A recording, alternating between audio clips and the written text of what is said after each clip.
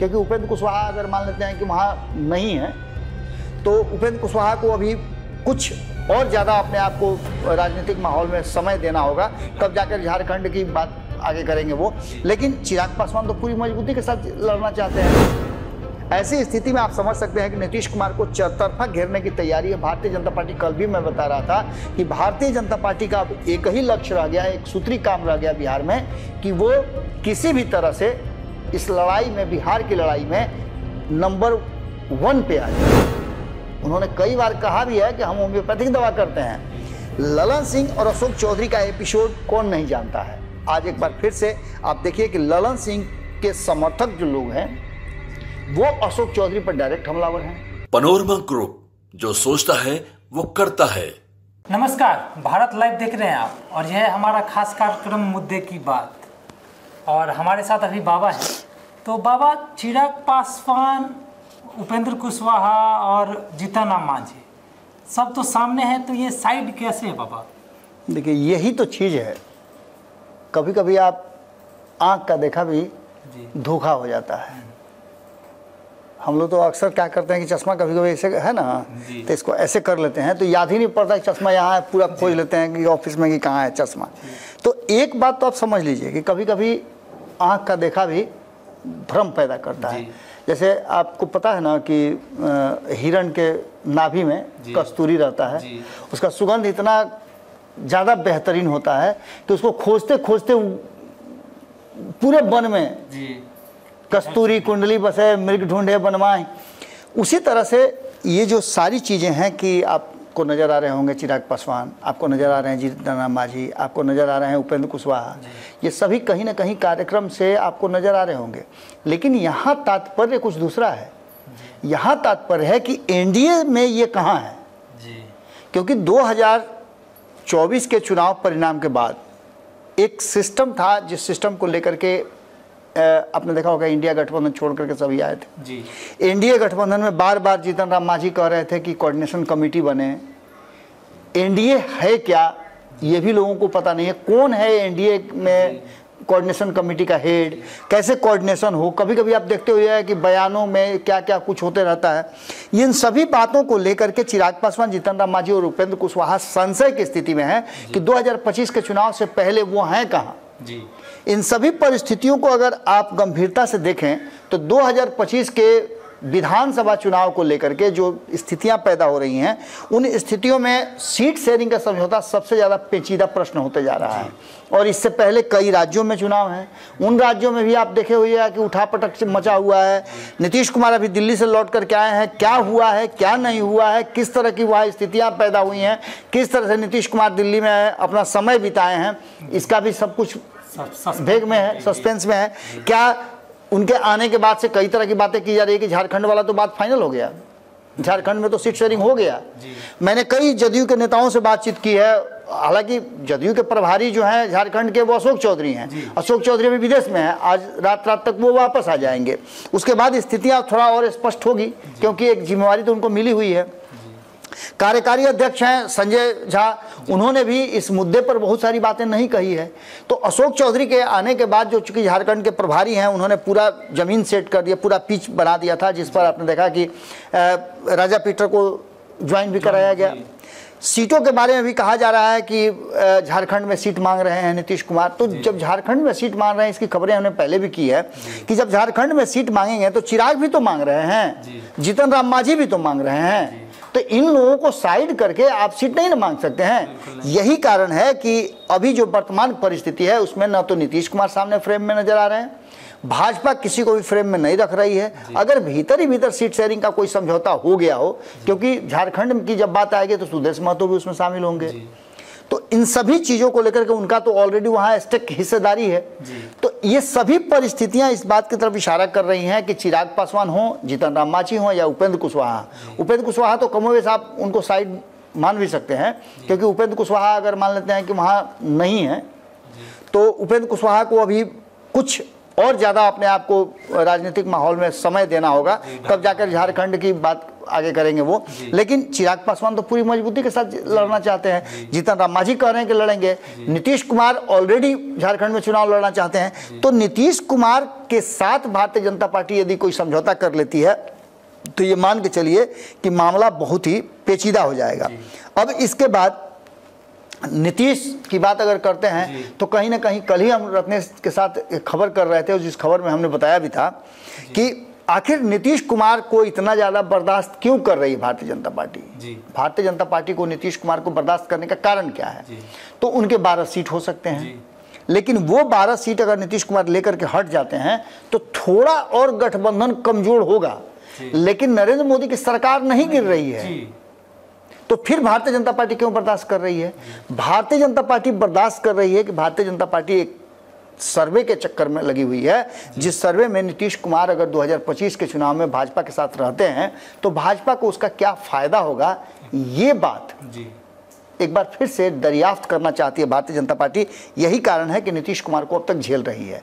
दूसरी तरफ आप देखे होइएगा कि भारतीय जनता पार्टी के नेता और नीतीश कुमार के बीच में सामंजस्य कहीं नजर आ रहा है। दिल्ली से लौट करके आए, इतना बड़ा आपदा आया हुआ है, इस आपदा में क्या भारतीय जनता पार्टी का कोई रोल नहीं होगा? बिल्कुल होना चाहिए। निश्चित रूप से जब आपदा की बात आएगी तो आप भिखमंगी करने कहाँ जाइएगा? केंद्र सरकार के पास न जाइएगा, कटोरा तो वहीं फैलाना होगा कि भाई हमारे यहाँ आपदा आई हुई है, हमको मदद कीजिए। ऐसी स्थिति में क्या भारतीय जनता पार्टी के लोगों को नहीं होना चाहिए था?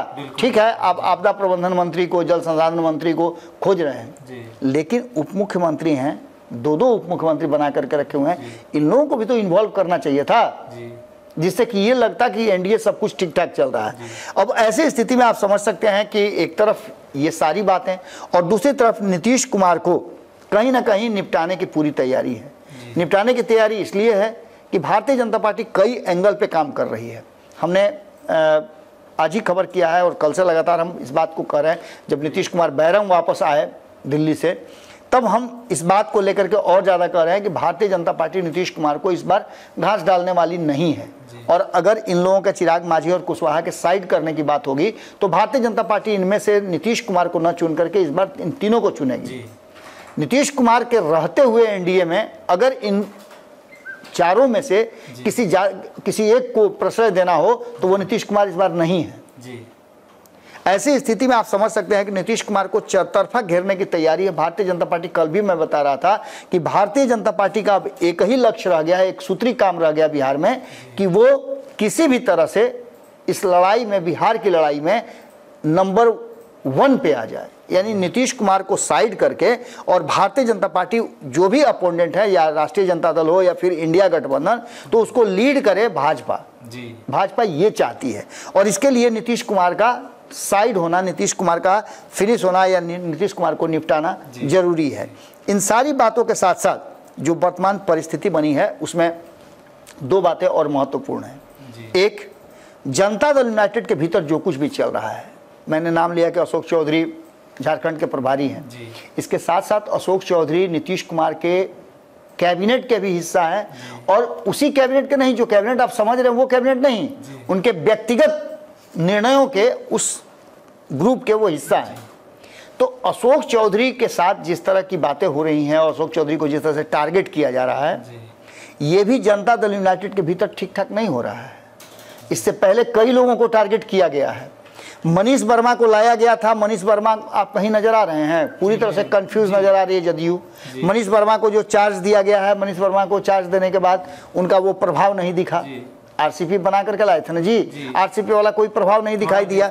अब उनको घुमाया जा रहा है, क्षेत्र घूम करके देखिए जरा, राजनीति सीखिए क्या हो रहा है।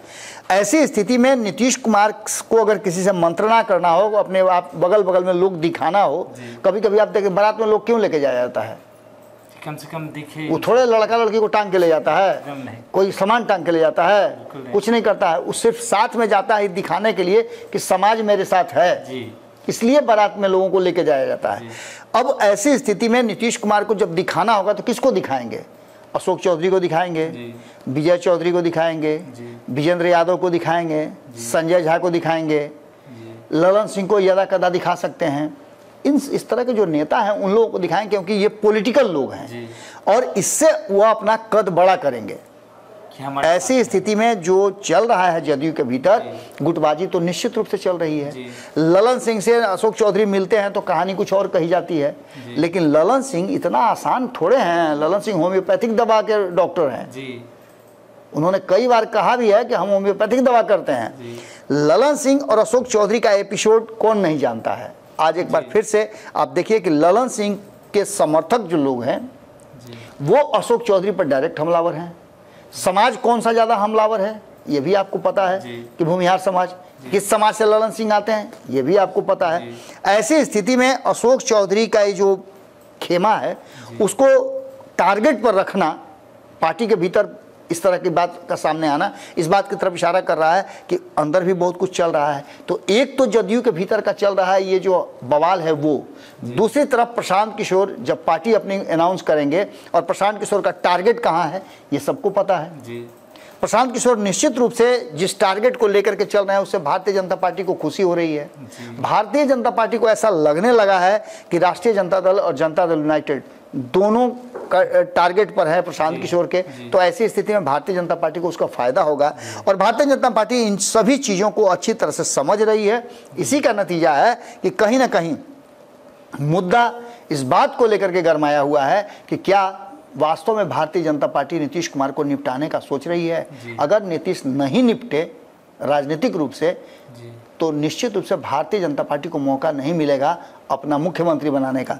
दूसरी तरफ चिराग मांझी और कुशवाहा इस बार मानने वाले नहीं हैं। मैंने और भी कई खबरें की है जिसमें हमने बताया कि अगर इस बार नीतीश कुमार के साथ भारतीय जनता पार्टी कोई समझौता कर लेती है सीट शेयरिंग का, चाहे वो बिहार में करे या झारखंड में करे, जो परिस्थितियाँ है उसमें भाजपा में भी बवाल मचा हुआ है।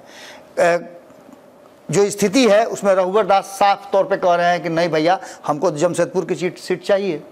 भले हम पिछली बार हार गए लेकिन परिवार का कोई मेरे लड़ेगा, कैसे आप दे दीजिएगा नीतीश कुमार को। और नीतीश कुमार जमशेदपुर की सीट सरजू राय के सिटिंग सीट है उसके लिए लड़ रहे हैं। तो वहीं राजा पीटर को लेकर के तमाड़ की सीट पर वो दावा ठोके हुए हैं। इसके अलावा भी वो झारखंड में कह रहे हैं कि हमको 7 को सीट चाहिए, 5 पर वो आकर के टिके हुए हैं कि 5 से कम हम नहीं लेंगे। राजा पीटर के ज्वाइन कराने के बाद ये तो क्लियर हो गया कि 2 लोग तो उनके कैंडिडेट ऑलरेडी क्लियर हैं।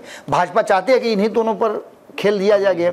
इधर चिराग पासवान तैयार हैं, उनको भी मिलना चाहिए।